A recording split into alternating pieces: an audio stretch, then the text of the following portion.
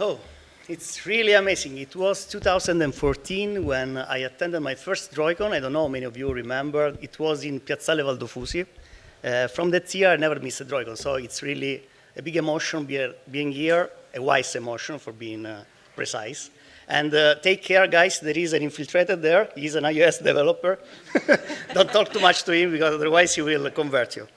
By the way, it's so exciting to be here. I'm Giuseppe Scabellone, but you can call me Peppe, of course. I'm an Android software engineer in Telepass, and I'm glad to introduce you. And I am Tatiana Giuseppe, an Android software developer at Telepass Digital as well. As I said before, we are so happy to be here, guys. So let's start. We want to make a little bit the theoretic part. So atoms are needed to make up the matter we are made of and surrounded by. But can this concept also can help us in our job and can be applied to mobile application, Tati? Well, sure, Peppe. So starting from the atomic design theory, we will show you guys how Jetpack Compose is the perfect tool for implementing an atomic design system that can be integrated in your apps as easily as invoking a function. Furthermore, we want also to show our brand new Compose design library and how it's built and maintained in synergy with our design team. So, if I say the word atom, atomic, I think that to your mind comes rather for representation. This is the more fancy one with the protons and so on. Some of you could think about the Bohr representation, the quantistic one, other to Schrödinger, the one who are really deep into atomic and so on. Nobody really remembers ever Dalton. But now I want just to know you better, guys, so it's quiz time. When was the first term atom coined? A. Sumerian era. B. Middle Ages. C. Ancient Greece. D. Second era of Middle Art. This is fun. So let's start by hand for the A. No, I will say you, okay, the game is like this. I will say you the option, you please raise your hand so we'll see how many will guess it. For the A, Sumerian era, nobody. B, Middle Ages. Wow. C, Ancient Greece? I don't know. D, of course, no. Bravi. Of course, yes, guys, it was Democritus, the first who defined the concept of atom, along with Leucippo. I didn't know about Leucippo. Let's give to Leucippo his second of celebrity, because I didn't really know. We are such stuff as dreams are made on, said Shakespeare in The Tempest. But the point is that atoms are not just chemistry or physics concept. We have also in grammar, if we think about letter, words, sentences. If we think about mathematics, we have digit, number, expression. Building construction, we have the brick, the wall, the room, and so on, the palaces. Interior design, we are surrounded by interior design and so on. So the point is that how can this concept can help us in our job in meaning? This is something that not regards our job. It's more about architecture. So I leave you with this sentence by Christopher Alexander, an architect. Each pattern describes a recurring problem that must be solved to design our environments. Then it offers the core of the design solution in a way so abstract that it can be adopted more and more without applying them in the same mode. It seems like an architect problem, because this is the first definition of a design pattern. The design pattern has a name, a context, a problem, and a solution. In this particular case, Alexander debates the problem of the lights in corridor and furniture. This GIF is very hypnotic, by the way. He mentions studies on the anxiety of patients in the hospital that are longer than 16 meters. So he says, don't make corridor longer than 6 meters. While Christopher Alexander refers to architecture and urban design, this concept can also be used for software design. How many of you know these guys? At least. So guys, these are the gang of four. If you can talk about strategy, observer, singleton, it's up to them. The point that in the book, the authors take the concept from Christopher Alexander and adapt it to the information technology. So we have the design, the pattern that we are using of. Of course, don't abuse of singleton. By the way, these are Gamma, Helm, Johnson, and Vlissides. Thanks to them. I'm not going to ask you how many of you are using clean architecture, of course, but of course, one of the possible guidelines that helped a lot in our job has been made by Uncle Bob. So Uncle Bob also defined the solid principle, the clean architecture, and so on. So we have seen that architecture guidelines and programming seems to be a little bit interrelated. So now let's argue a bit about the workflow of designer and developers. So these are the guidelines. Now move to workflow. A workflow, for definition, is a step to achieve a goal. The design and developer workflow, like Charlie Chaplin makes, refers to the way the design and developers work together from the start to evolve and to the finish of a project. In the worst case, this is a possible scenario where we have a waterfall workflow. It means that the need comes from the client, goes to the product owner, then to the designer.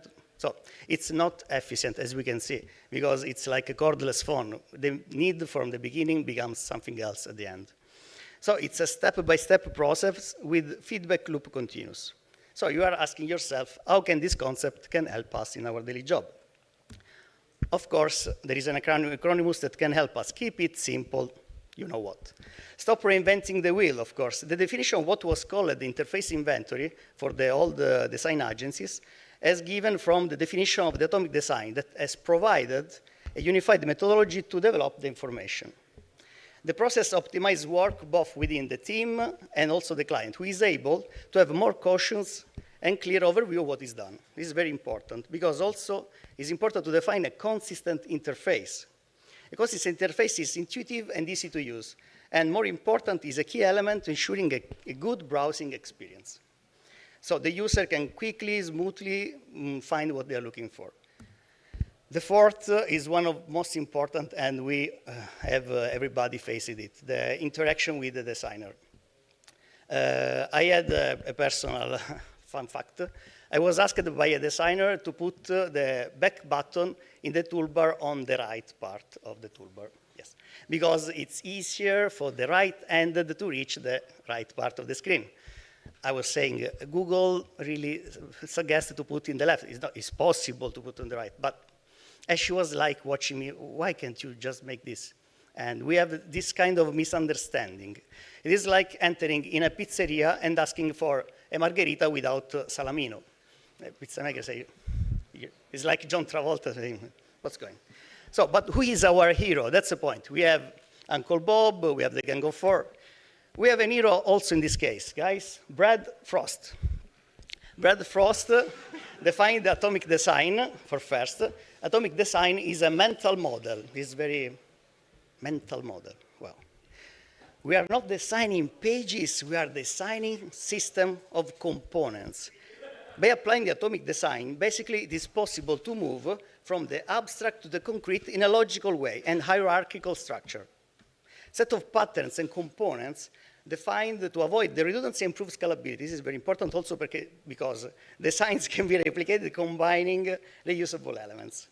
The effort can shift from UI elements to higher level issues as user experience and information delivery. Also helps the product to achieve the visual consistency. But the point is very important that be aware. This is not a straight-on-way process. It's not something that you go from atoms to page straight on. Because in this way it might not work very well with our concept of code reuse, of course.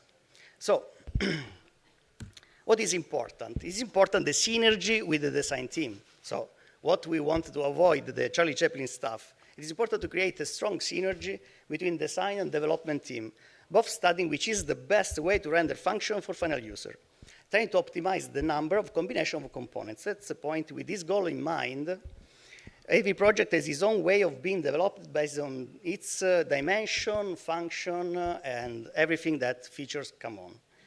Detaching each element from the function where it will be employed gives also the opportunity to easily change idea and refactoring into something else without heavy consequence for dev. So we don't like to refactor that much, we know everybody. But which are the advantages of using atomic design? Let's start from the first. First, water, sorry.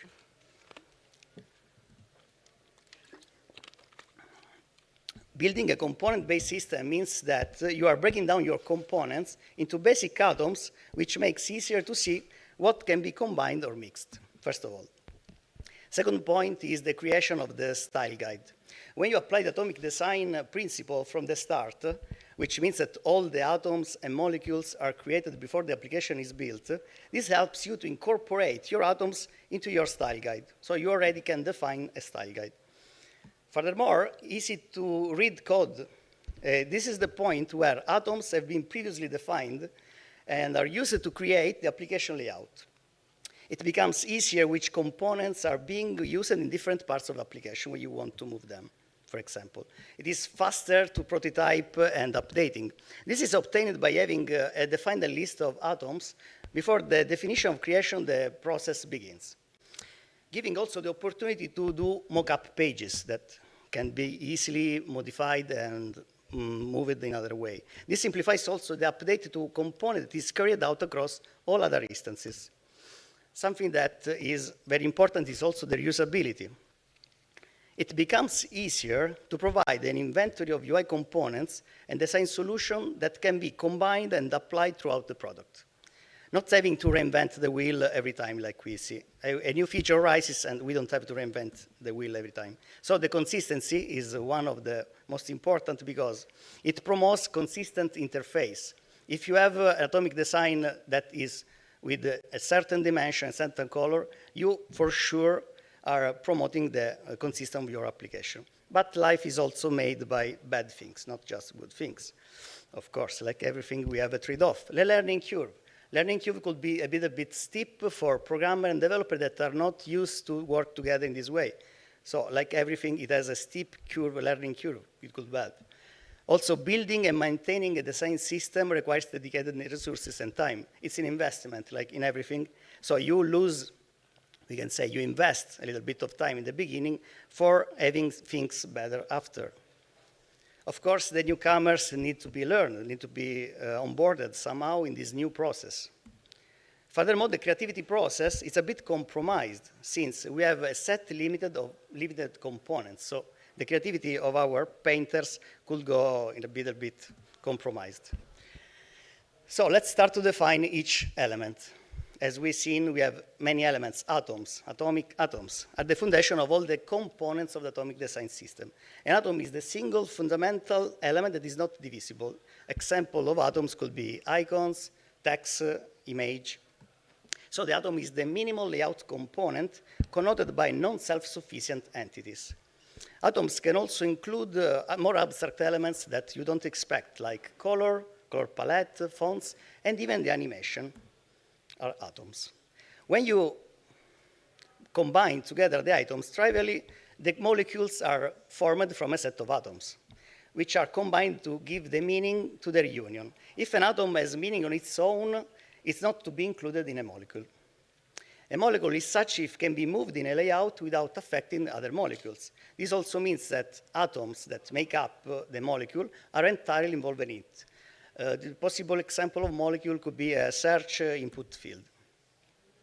Let's move to organisms. And atoms and molecules combine together to form organisms, complex elements that represent specific section of an interface. As we enter on the organism stage, our collection of atoms and molecules becomes more complex than a molecular level. So it means that the organisms can be reused in other sections of the design. Organisms provide a sense of context of the UI and highlight the functionality of the molecules of which are composed. They collaborate together to achieve the functionality which to the template is dedicated. So let's move to the template.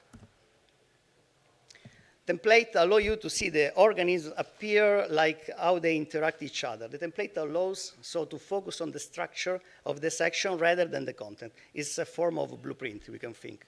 So at the template stage, we break our chemistry analogy. We don't have any more organisms or any more atoms, any more molecules, to move into a language that makes more sense to our client and our final output. So templates consist mostly of groups of organisms stitched together to form pages. It's here where we start to see the design coming together, see things like layout in action. Templates are very concrete and provide context to all these relative abstract molecules and organisms. Last, the pages. The pages allows you to observe the final result and also give the opportunity to propose variation to the templates. The pages are the actual output of the process, so are specific instances of the templates. Here, the placeholder content is replaced with the real representative content. So you are moving from a blueprint to something that is more real, to have an accurate depiction of what a user will ultimately see. Pages are also where most clients and internal stakeholders do the reviewing process to the design, and also can see everything in one page. So you have all the design depiction in one page. Viewing everything in context allows also to have a possible overview to modify our molecules, our previous elements, and templates and organisms. So this is possible here to modify this part because you see in overview. But let's stop with the boring stuff. Let's go to Android. Show me the good stuff, Tati. Pepe, you could never be boring. So, guys, let's see the application of the atomic design theory, starting from, well, the lack of it. Without applying the atomic design principle, the app presentation layer could often result in something like this, in which we have a flat list of containers with some basic components implementation, where no visual patterns are actually employed and all functionalities tend to be re-implemented from scratch.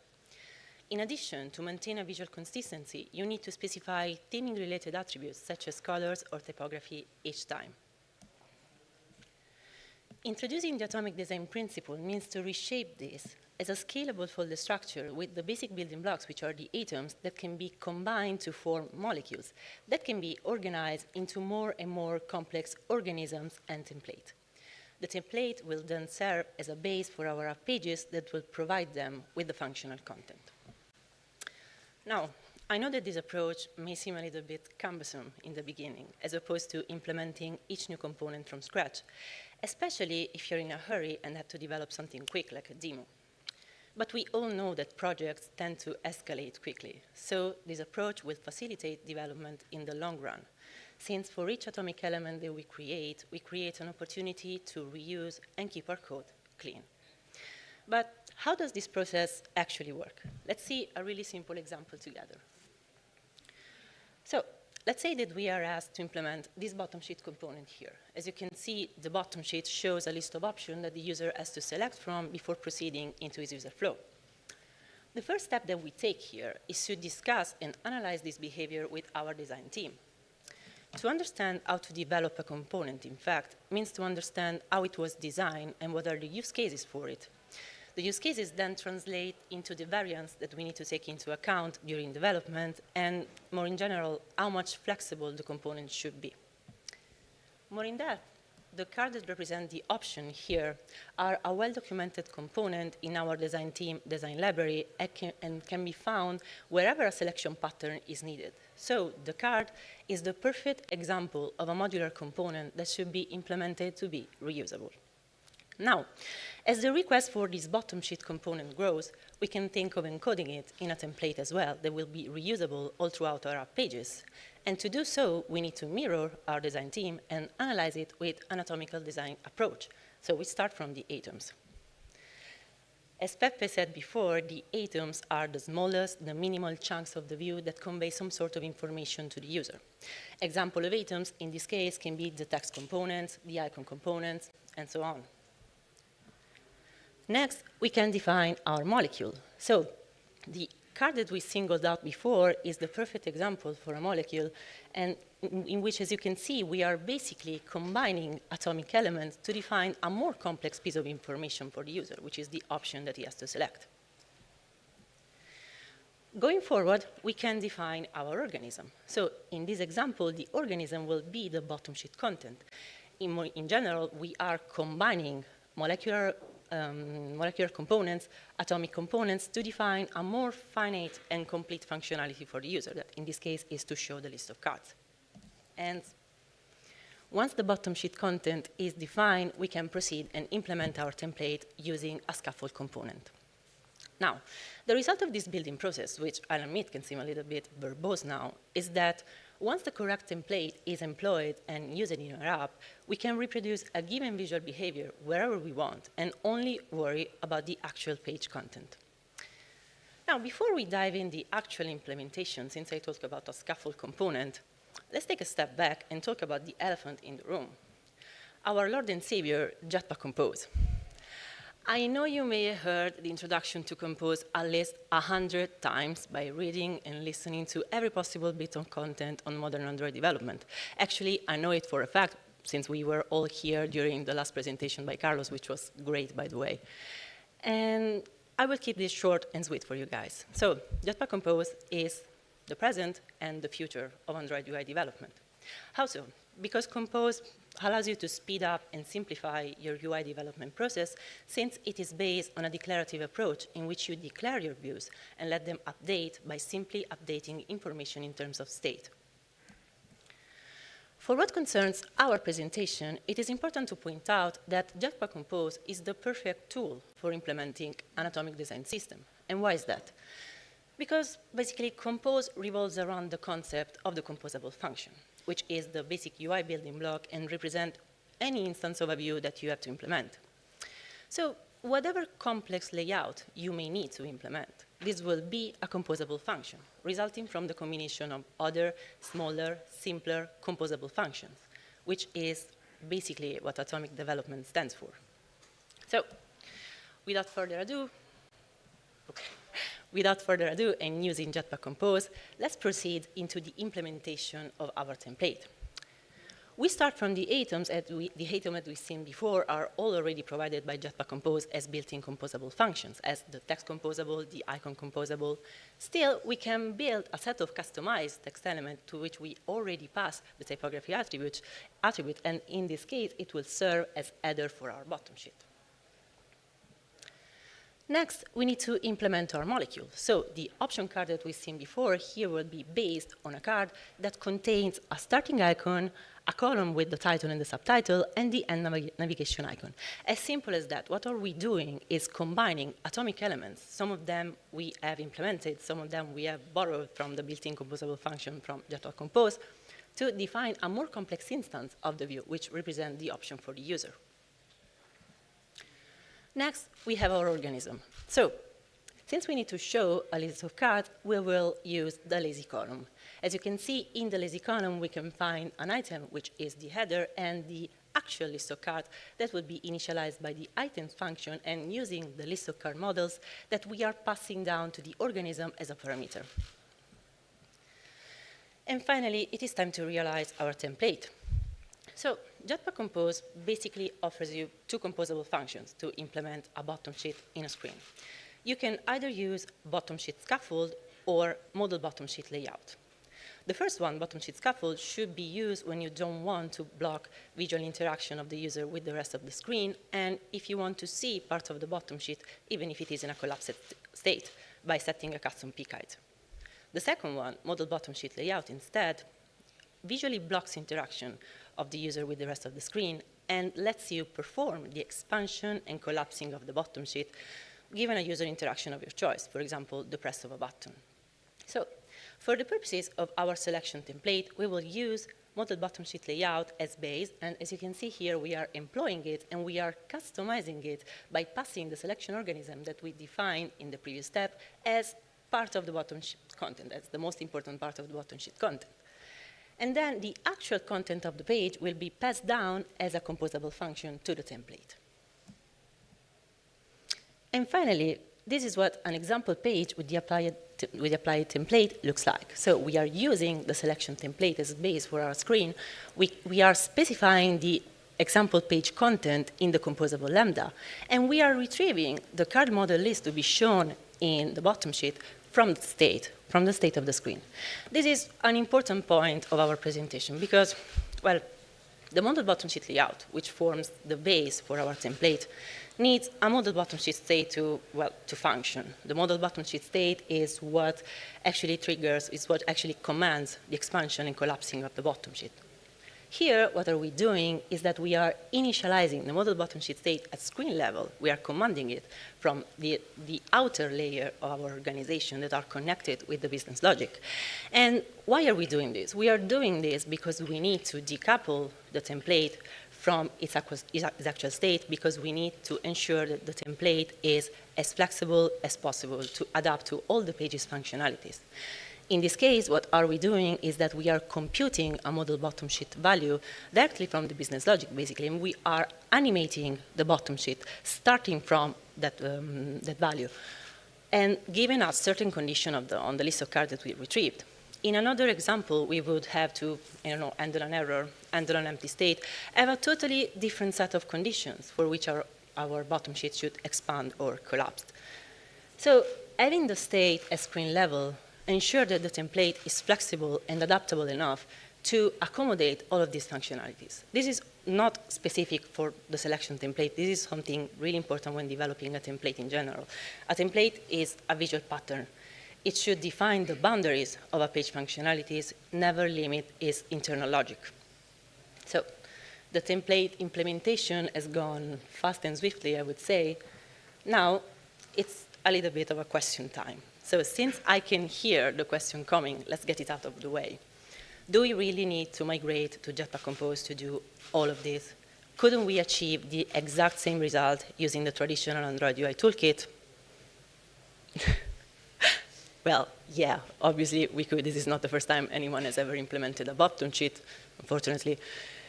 But let me ask you a question, guys. So, more in general, when using the traditional UI toolkit, when we have to implement something custom, sometimes we need to extend something. In the worst case scenario, we need to extend the view class, the view class, meaning that we have to do a lot of operation that we don't necessarily want to do, such as handling the constructors, handling the component XML layout, which is something, a totally different beast, semantically speaking, from the point in which we define the UI logic. We have to define a list of styling attributes to customize it, and so on. Then we need to add the component to a container to use it, aka a view group, provided that we've chosen the right one, and this choice can be particularly tricky when it comes to performance issues. And then finally, most of all, you need to display your view by inflating the layout in a fragment or setting the content view in your activity. Either way, you need to couple it, you need to connect it with the business logic of your app. And as the business logic in your app grows, it can become more and more difficult to maintain a visual cohesion, to maintain a cohesion in general between the latter and your UI component. So, with that said, my question is, by show of hands or commenting on the dashboard, how many of you, I'm curious, how many of you can sincerely say that the traditional UI building process in Android is the most performant, the most efficient, and also their favorite part of being an Android developer, if you are one, obviously?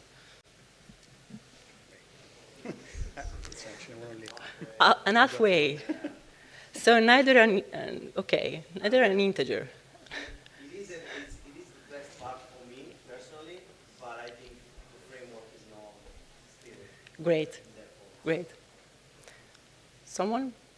Okay. Nobody, the half man here, excluding you. So, not so many people, actually. You owe me 20 euros. With that said, on a more subjective level, it was my most dreaded thing to do, actually. So I want actually the contrary with respect to you when developing a new feature before Jetpack Compose came to rescue. But I understand this is subjective. On a more objective level, I think we can all agree that the imperative paradigm on which the traditional Android UI toolkit is built can be a bit problematic from time to time. So, to show what I mean,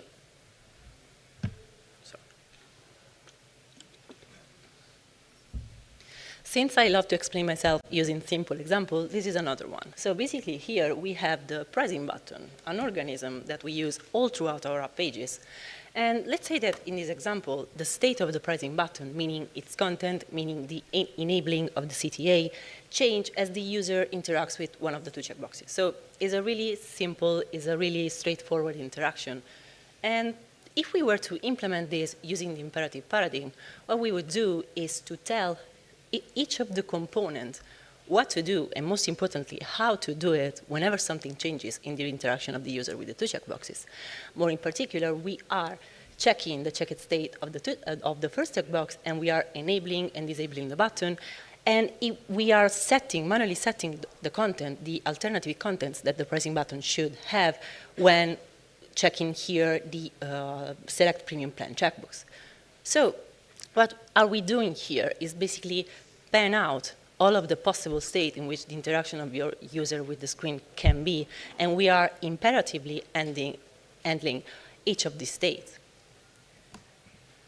The Compose equivalent of this is just that. And it is not just a difference in terms of lines of code that we are writing, even that's a great bonus, obviously.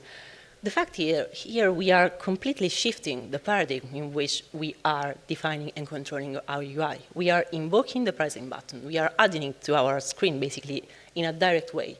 And we are declaring what we expect each of the elements to do when something changes in the state. Here, the state is represented by the toCheck state.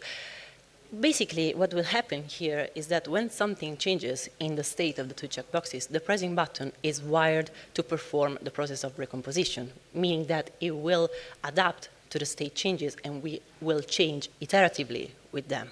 So we can say that the pricing button here is an actual function of the state, a state that you can control 100%. And since we are talking about state, it's also important to discuss a little bit about the matter, more in general, the matter of the state handling and ownership, because this can be a particularly sketchy business when dealing with a traditional Android UI toolkit. Provided that you want your state to be updated by a single source of truth and the UI to simply react to it, this is not always possible and is not always guaranteed when dealing with a traditional Android UI toolkit. Let's take, for example, the checkbox, our usual suspects. So the checkbox is one of the well-known examples of components that all retain and inherently change their state while handling interaction of the user. So the checkbox, which is an implementation of the compound button class, overrides this perform click method in which, as you can see, we are invoking the setCheckIt method. In the setCheckIt method, what happens basically is that the checkbox inherently updates its state to the value that we are passing before calling the onCheckItChange listener. What does this mean in a more human-readable language? This means that if you're waiting on your user to interact with the checkbox, to do any kind of operation that's prone to fail, for example, an API call, a fetch from the database, what would happen is that you also have to manually uncheck the checkbox if said operation fails. So you also have to remember to manually, to imperatively roll back the state of the checkbox if you don't want to show it in a checked state if the operation doesn't go well, basically. The Compose equivalent of this is here in the checkbox example. This is obviously just an example in which, as you can see, we are defining a state, the checked state, that here represents just the checked parameter for the checkbox. It could be a totally different, more complex object in which some of the parameter can represent, some of the logic can be declared on the parameter to represent the checked parameter of the checkbox.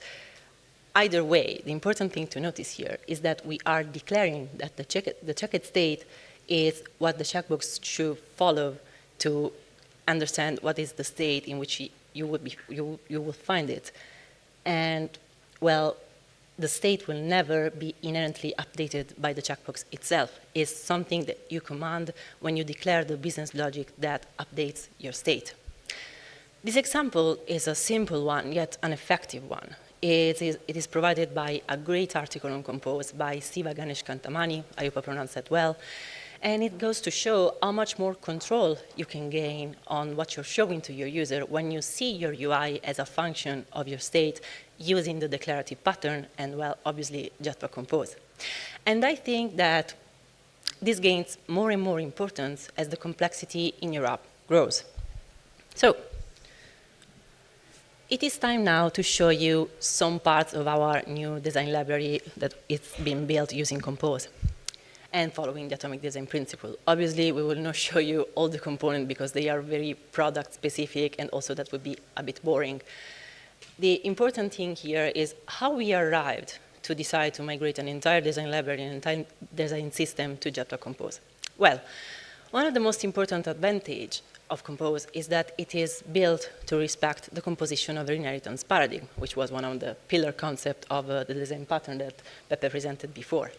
So what happens here is that when you have to implement a customized, a complex view in Compose, in general, during the development, this is not always possible, as we said, to do. It's not always possible to do this using composition in the traditional Android UI toolkit. Sometimes you have to inherit stuff, and inheriting stuff means to inherit all sorts of unwanted behavior. Using Compose, this will be always 100% guaranteed. Your more complex, your more customized view will always come from the composition, from only the view instance of more basic elements. So for how Compose is built, it is made to destructure component, complex visual pattern into more and more simpler component, more and more reusable component. And it's actually what really has helped us to achieve the structure of following the atomic design principle. It's also something that helps you when the construction is on the other direction, so a bottom-up. We can start by defining atoms, we can start by combining them to form molecules, and so on, up to the template. It's easier when the logic of building these components is backed by Compose. And this is why we as a team decided to migrate our UI toolkit-based design library to a new Jetpack Compose 1, in which, as you can see, we are basically the major folder structure here is built to respect the atomic design principle.